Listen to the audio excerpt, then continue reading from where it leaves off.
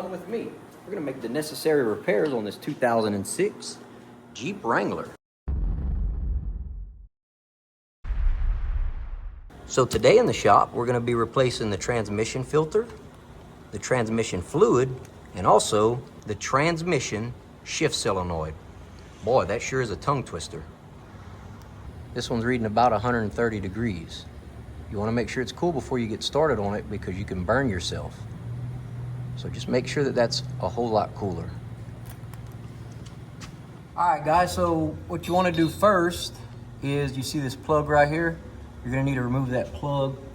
And in order to do that, you're gonna pop this red tab out. That way it'll loosen it up. I got just a stubby flathead screwdriver. And then it should, once you push this tab down, it should be able to remove it. I think I gotta go a little bit more with it. Okay, it's fully out, so now I'm gonna push down on this tab, and then you're gonna push up. There we go. All right, so once that plug's removed, you can kind of get it out of your way. We're going to clean that up later. All right, and then what we're gonna do next is we're gonna remove up here this 13mm bolt. That's your shift linkage. Put your vehicle in drive, park, yada yada.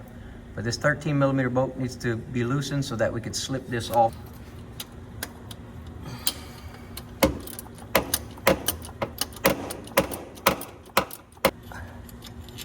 All right, there's your 13mm bolt.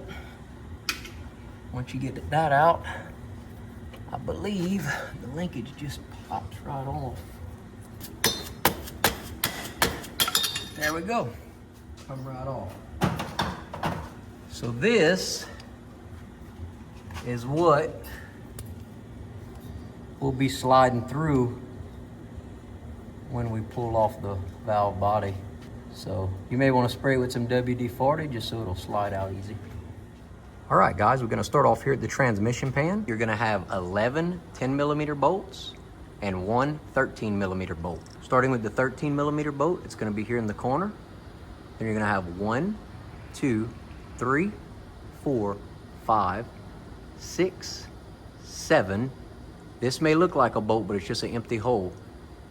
8, 9, 10, 11. So there's 11 10mm bolts and only one 13mm bolt. First, we're gonna start off with the 13mm bolt. Get that backed off. Then we can start on the 11 10mm bolts.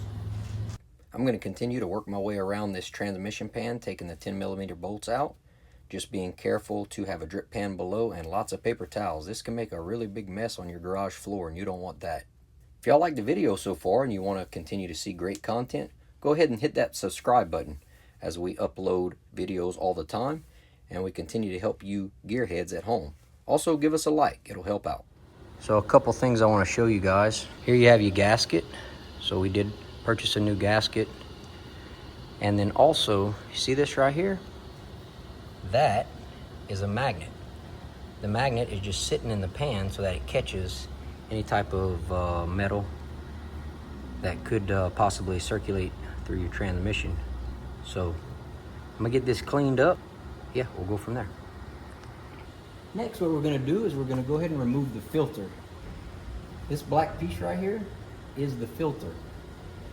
In order to remove the filter, we have 2 Torx head bolts holding it in place. So we're gonna get those 2 removed and then it should just pull down. All right, so if you look closely, it looks like this Torx head might have already been damaged. So it looks like the previous owner of this Jeep may have stripped out the Torx head. This one appears to be okay.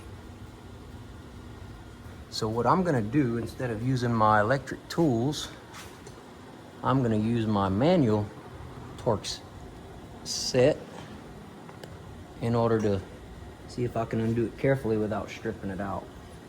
This is a T25. So I'll use this T25 wrench to remove both Torx head bolts that are holding the filter in place. All right, guys, so next we're gonna remove the hex head bolts, and that's gonna be all of these bolts that are around the valve body. And then you have a few here in the middle. So all the hex head bolts, don't worry about any of the Torx head bolts. Anyway, I'll go ahead and remove them. I won't bore y'all to death, and show you what's next. Before we remove the hex head bolts, we want to make sure that we remove the existing O-ring that was in the valve body under the filter. Your new filter will come with a new O-ring and you'll install it. Alright, so I believe I got all the hex heads out. I let most of the fluid drain, and I have this last one here loose. I'm going to leave it sort of loose, and then I'm going to try to get this to drop down, maybe by tapping it with a rubber hammer. What I'm actually doing there, you can kind of see it moved a little. What I'm doing, I'm grabbing the orange hammer and I'm tapping this shaft down. And as I'm tapping it, it'll start to drop. See, it's starting to come loose. Now we'll have to loosen this a little bit. I'm gonna go ahead and pull it. I don't think it's gonna fall, but if it does, y'all will see it right in there first. Thought of messing with it. I think it's just coming down under weight, to be honest with you.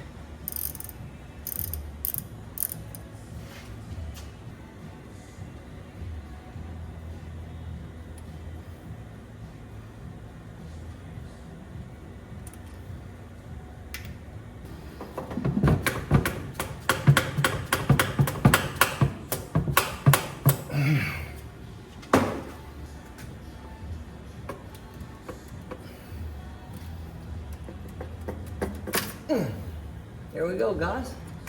You look right up here above it, right there. You can barely see it, but there's a clip, or there's a electrical connector that I need to pull off. You look right here, you can see that there's a hole right there with that connector. So I gotta undo that first, and then we'll be back. Now that the connector's removed on the passenger side of the Jeep, we can remove the valve body. All right, guys, I finally got it out. So one of the things I want to point out is that this shift rod, this is what was connected to the linkage, has to be in a certain position in order to drop it down. So that should be one of the first things you do. You're basically going to change the position from park by turning it clockwise to reverse, then neutral, drive, first and second. Then they have a secret gear that you turn it one more time, and that will allow this whole thing to come out. So basically you turn this 7 times clockwise in order for it to drop down.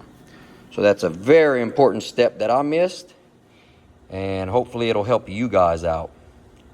Here's park, then count 1, 2, 3, 4, 5, 6, 7. 7 spots, and then it'll fall out. So you can take it, you can get it to engage. That's the spot right there that it needs to be in, right there, in order for it to fall out. All right, so next we're gonna take the solenoid, which is right here. That's what we're gonna be removing by removing 4 bolts on the bottom. We'll remove those 4 and then take the solenoid off, get this cleaned up, and then it'll be ready to get put back in. Okay guys, one of the important steps you want to make sure you do before going back with everything is the gasket goes all around the outer edge, all right there. And so you want to make sure that you got a clean sealing surface. That way you don't have any leaks. So you want to make sure all of this area here and all the way around is clean. You don't want to use anything abrasive or anything that could scratch or damage the surface, but you do want to make sure that it is clean and free of any type of material, maybe like some leftover RTV or anything. Yeah, so we'll get ready to start putting everything back together. I mounted the new solenoid. It's mounted here. And now I just need to torque the 4 bolts on the bottom. And then it'll be ready to go back in. All right, so I got the solenoid installed. I got the bolts installed, and I have them torqued down to what the manufacturer specifications call for, which is 50 inch-pounds. Make sure you get them torqued in and torqued down correctly. Before you install the valve body, make sure your accumulators are in the correct spot, as shown here. Now we're going to install the valve body. Make sure that your rod is clipped under the retaining clip in the correct position. All right, guys, I got everything torqued up to 104 inch-pounds. We got everything installed, tightened up. Next, what we're going to do is we're going to put our all filter in. I'm just going to kind of wipe it out real good, and then I'm going to grab my 2 bolts and the all filter that goes in here. All right, I'm just going to kind of lube up the O-ring there with a little transmission fluid, and then your O-ring, this is your filter right here, and so your O-ring is just going to go around this lip. All right, so just like that, you want to make sure it's seated on there real good, and then what you're going to do is you're just going to stick it up in that hole, and you're going to align your bolt holes here. You'll kind of give it a little wiggle, make sure it's in there secure, like so. All right, so that is in there, and now we can go ahead and put our Torx head bolts, which is these. Remember, I had one that was stripped out, so I had to get another one. If I remember correctly, these are M5 1.25. M5 by 1.25. All right, so that's going to go in right here. And then also the other one is going to go right here. All right, so I'm going to grab my torque wrench. This filter states that it should be torqued to 45 inch-pounds, not foot-pounds. I'm going to go ahead and get them tightened with my T25 socket.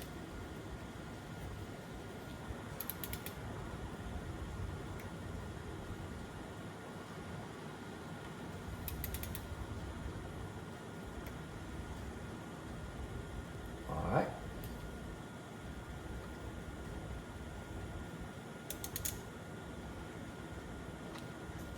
All right, so I got those torqued up to 45 inch-pounds, and now we'll prepare to get the gasket and pan back on. All right, so next up, guys, what you want to do is make sure your pan's real clean and dry. See, this is the magnet. I've already pre-cleaned it. Cleaned the pan out. This magnet catches all your shavings that may come off the transmission. You just want to give it a good wipe down. You want to make sure your gasket surface is real clean. I have a little bit of residual RTV, but it's not bad. It's not anything that's going to be a showstopper, because this is where your gasket's going to lay out. Now what we're going to do is we're going to go ahead and put our gasket on. Now I know some people put a little bit of RTV just to hold the gasket on there. I guess it's kind of at your discretion if you want to do that. I think I'm just going to leave it loose and attempt to install it that way. If it keeps moving on me or I can't get the first bolt installed, then we'll regroup and we may add some more RTV. All right, so let's go put it back in. All right, so just going to go ahead and fit this up. I'm just going to lightly start it with my fingers, just enough to hold that pan in place and get that gasket set. So I'm going to go ahead and get all the bolts in, torque them up, and get it sealed back, and then we'll start with what we need to do next. All right, guys, so I got all the bolts torqued, gasket on, pan installed. What I want to show you, what I did now was this wire harness connector that connects up here, right there. What I went ahead and done was I sprayed it with electric clean, as well as the inside of the connector to make sure it was real clean. And then I'm gonna put some dielectric grease in inside of that connector, and this is what we use, CRC dielectric grease. So we're gonna put some in there, and also I did the same to the one that's above the transmission right here, transmission pan. There's a connector that it connects into. So just clean it up. That way, maybe if you were getting any certain codes, could be an electrical issue, maybe some water or some fluid. So just give it a good clean, make sure you got good connecting pins, no corrosion, and yeah, should be all right. All right, so next, what I'm gonna do is plug these harnesses in. I'll let them dry a little bit, put the dielectric grease, plug them in, and then I'm going to mount the shifter back. All right, so I'll get that installed and I'll come back, and then we'll be ready for some fluid, guys, and test it out. All right, guys, so I got everything hooked back up. It wasn't too bad. You got to put it all the way in park. So I went back 7 turns counterclockwise. That way I could put it in park, because that's what the vehicle's in. So basically all the way to the end. Then I put the bracket on, put the bolt through, and you got to be careful because it has a square nut on the back, so you don't want that to fall off. Tighten that down with a number 13 socket. Then, like I said earlier, I put the dielectric grease in the main connector. Also went ahead and took this connector off and this connector here, cleaned them, and put dielectric grease in there as well. So that's all hooked up and it looks like it's ready to go. I also did the connector on this side here. See if y'all could see it. I did the same thing, cleaned it, put the dielectric grease.